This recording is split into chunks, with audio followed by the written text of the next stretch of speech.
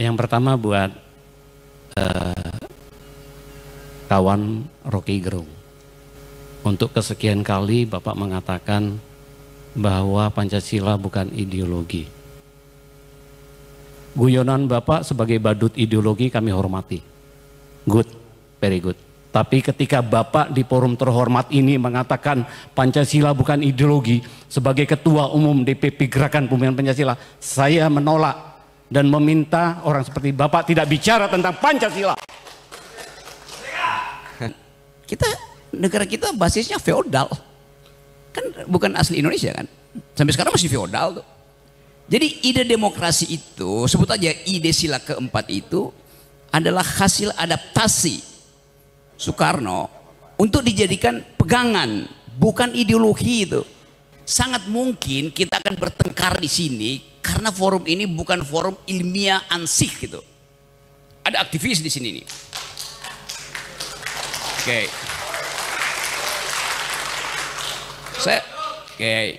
Ya supaya sedikit catatan kaki, saya mengajar teori ideologi di Departemen Filsafat UI selama 15 tahun tuh.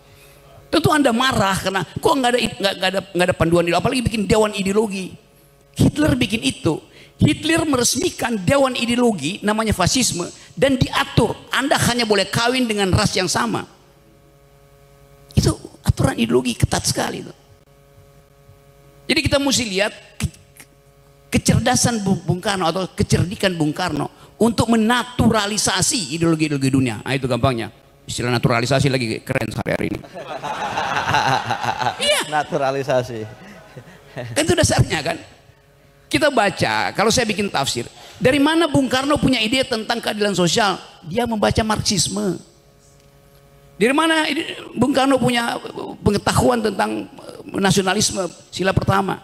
Dia pasti baca Immanuel Kant tentang unity of reason. Dia baca San Min Cui. Banyak yang dia baca. Dari mana dia baca kemanusiaan yang adil beradab? Dia pasti baca Rousseau tentang kedaulatan rakyat. Jadi Bung Karno membaca banyak literatur. Nah kita tidak mau membaca dan hanya mengupayakan sesuatu yang udah final gitu. Itu yang paling saya jengkel. Saya berkali-kali diundang oleh BPIP juga untuk mari kita di Pak Rocky ikut seminar tentang Pancasila tuh. Oke. Temanya apa? Pancasila sudah final. Udah final ngapain didiskusikan? kan dungu namanya.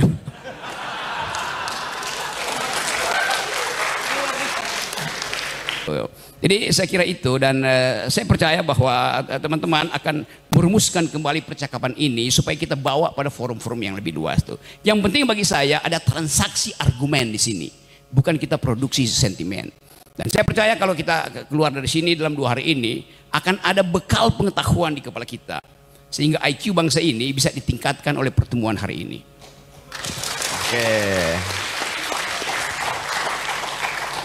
Bahkan saya bisa pastikan kalau jumlah IQ di ruangan ini kita kumpulkan ditukar tambah yang ada di Senayan masih ada kembalian di sini.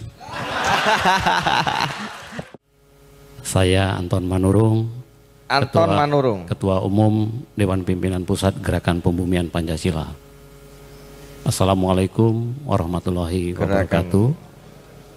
Salam sejahtera untuk kita semua. Shalom, Om Swastiastu, Namo Buddhaya, Wete Tungtien, Rahayu Rayu. Salam Pancasila. Salam Pancasila.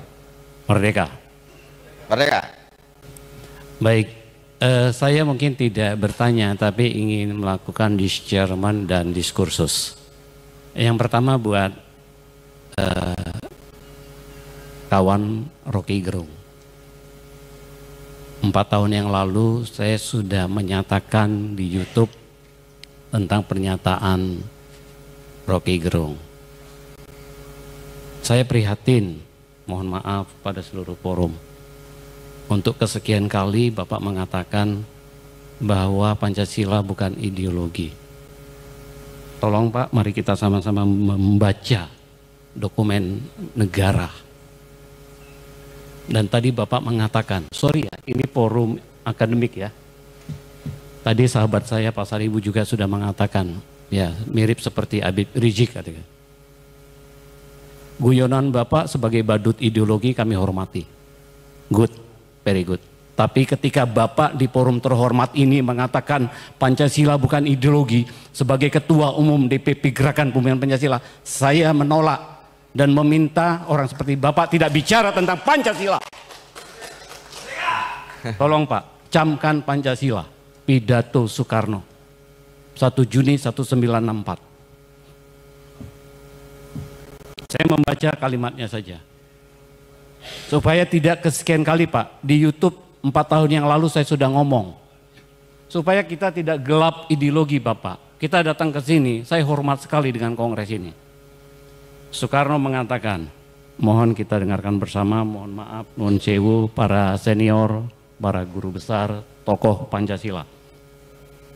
Bangsa Indonesia sejak proklamasi mempertahankan secara gigih panji-panji Pancasila, dan akhirnya kita semua dapat memenangkan landasan Pancasila sebagai satu-satunya ideologi nasional progresif dalam revolusi kita. Oke, terima kasih. Ada banyak pertanyaan yang sifatnya saya carikan istilah ya, cemas dengan keterangan saya tuh. Kenapa takut mengatakan bahwa Bung Karno mengumpulkan, mengkompilasi pikiran-pikiran dunia lalu dituangkan dalam 5 sila itu?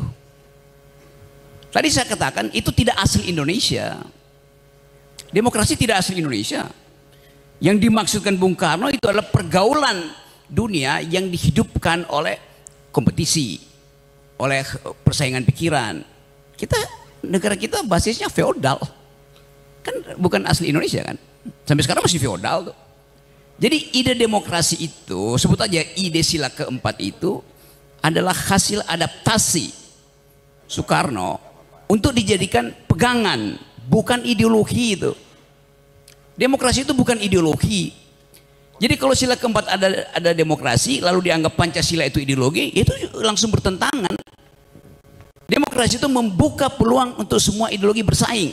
Itu dasarnya Pak Manurung tadi. Boleh nggak Pancasila dijadikan ideologi? Boleh, tetapi akan ada negara otoriter. Tidak boleh ada persaingan pikiran. Padahal Pancasila ada diskursif sifatnya. Tadi saya terangkan bahwa Bung Karno menyebut falsafah, dia menyebut ideologi, tetapi bukan ofisial ideologi dari negara. Kan nggak pernah ada keputusan MPR bahwa Pancasila itu ideologi negara tuh. Karena berbahaya. Negara yang berideologi itu cuma 2, fasisme dan komunisme. Mau nggak ada semacam tuntunan berideologi sehingga baju mesti sama, konsumsi mesti sama, tuh parfum mesti sama. Kan itu bertentangan dengan kemajemukan kita bangsa ini, Pak Manurung tuh. Nah kalau misalnya mau dinyatakan sebagai ideologi, ada problem teoritis juga. Ideologi itu mesti koheren, nggak boleh retak. Sila pertama itu ketuhanan yang Maha Esa. Sila keempat itu demokrasi, kemajemukan. Boleh nggak orang tidak memakai hak untuk beragama?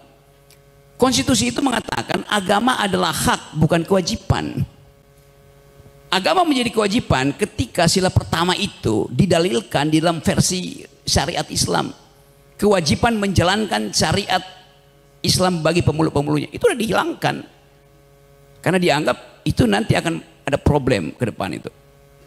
Jadi memang Pancasila itu bukan ideologi, bukan saya tidak menginginkan, tapi 2 hal saya mau terangkan. Tidak diresmikan di dalam undang-undang.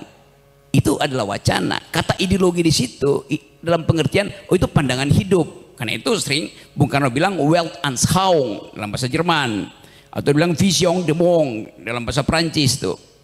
Jadi tidak ada yang stabil di dalam pemaknaan Pancasila, itu posisinya begitu.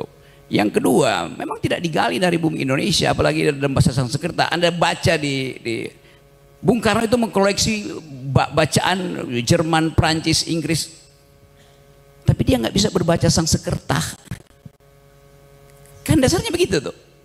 Jadi kenikmatan kita untuk membayangkan ada semacam tuntunan, oke. Tetapi tuntunan itu tidak boleh diresmikan sebagai ideologi negara, itu maksud saya tuh. Karena lebih berbahaya akibatnya. Demokrasi di negara manapun tidak ada demokrasi yang ada ideologi, karena itu bertentangan di dalam prinsip.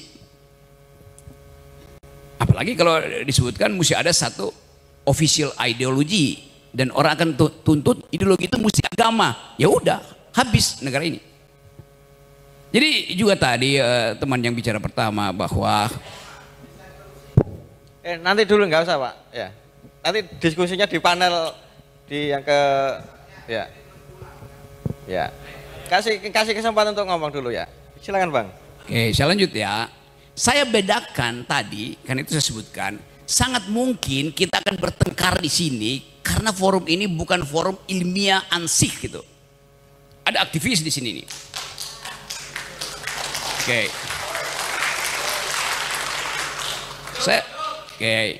Ya supaya sedikit catatan kaki, saya mengajar teori ideologi di Departemen Filsafat UI selama 15 tahun tuh. Oke. Saya ulangi ya masalahnya. Ada bayangkan bahwa dalil kita adalah persatuan Indonesia. Boleh nggak dia dibungkus secara ideologi? Tidak bisa. Karena persatuan itu datang dari ontologi kemajemukan. Dari awal negeri ini majemuk, oleh karena itu diperlukan persatuan. Jangan dibalik, demi persatuan tidak boleh ada kemajemukan. Itu bahayanya berpikir secara ideologis. Dapat nggak poin itu? Tentu Anda marah karena kok nggak ada panduan ideologi, apalagi bikin dewan ideologi. Hitler bikin itu. Hitler meresmikan dewan ideologi namanya fasisme dan diatur Anda hanya boleh kawin dengan ras yang sama. Itu aturan ideologi ketat sekali itu. Jadi sekali lagi kita boleh anggap bahwa Bung Karno berhasil membaca kecenderungan dunia dan dia ambil saripatinya itu. Bahkan dia rumuskan, ya kalau nggak 3-1 gotong royong. Bagaimana ada ideologi gotong royong? Jadi kita mesti lihat kecerdasan Bung Karno atau kecerdikan Bung Karno untuk menaturalisasi ideologi-ideologi dunia. Nah itu gampangnya. Istilah naturalisasi lagi keren hari ini. Iya. Naturalisasi. Kan itu dasarnya kan. Kita baca, kalau saya bikin tafsir, dari mana Bung Karno punya ide tentang keadilan sosial? Dia membaca Marxisme. Dari mana Bung Karno punya pengetahuan tentang nasionalisme sila pertama? Dia pasti baca Immanuel Kant tentang unity of reason. Dia baca San Min Cui. Banyak yang dia baca. Dari mana dia baca kemanusiaan yang adil beradab? Dia pasti baca Rousseau tentang kedaulatan rakyat. Jadi Bung Karno membaca banyak literatur. Nah kita tidak mau membaca dan hanya mengupayakan sesuatu yang udah final gitu. Itu yang paling saya jengkel. Saya berkali-kali diundang oleh BPIP juga untuk mari kita di Pak Rocky ikut seminar tentang Pancasila tuh. Oke. Temanya apa? Pancasila sudah final. Udah final ngapain didiskusikan? Kan dungu namanya.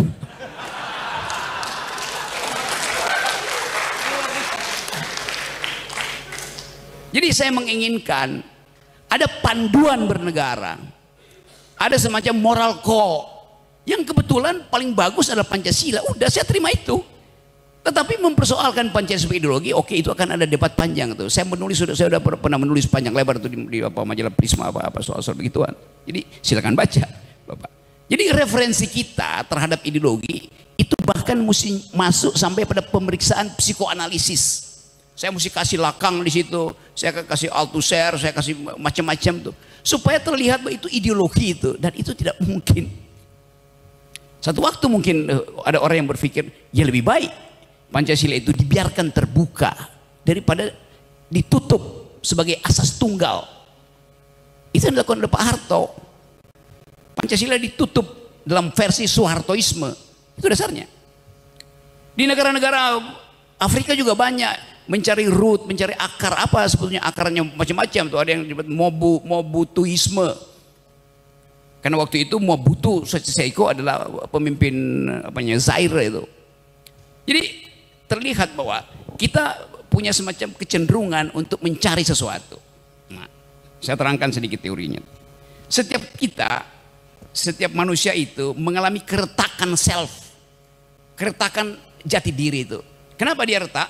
Karena saya akan mencari figur di atas saya, sementara saya dikejar oleh figur di bawah saya. Retak saya tuh, saya nggak tahu orientasinya kemana itu. Jadi biarkan kita hidup di dalam keretakan itu. Nah, keretakan itu kan semacam kutukan bahwa kita manusia, maka kita retak, self kita retak, fragile. Jadi itu dasarnya. Jadi sekali lagi, dalam demokrasi, di dalam republik, ide common good itu tidak boleh dibasiskan pada satu ideologi. Itu dasarnya tuh. Nah, itu yang menyebabkan ada persaingan pikiran, itu yang menyebabkan kita terbuka untuk berargumentasi itu. Kita pakai bahasa dan boleh aja pakai tekanan-tekanan, agak marah boleh, tetapi kita balik pada akal sehat lagi tuh, bahwa semua yang didalilkan itu harus diperhatikan logikanya tuh. Jadi saya kira itu, dan saya percaya bahwa teman-teman akan merumuskan kembali percakapan ini supaya kita bawa pada forum-forum yang lebih luas tuh. Yang penting bagi saya ada transaksi argumen di sini, bukan kita produksi sentimen. Dan saya percaya kalau kita keluar dari sini dalam 2 hari ini akan ada bekal pengetahuan di kepala kita, sehingga IQ bangsa ini bisa ditingkatkan oleh pertemuan hari ini. Oke.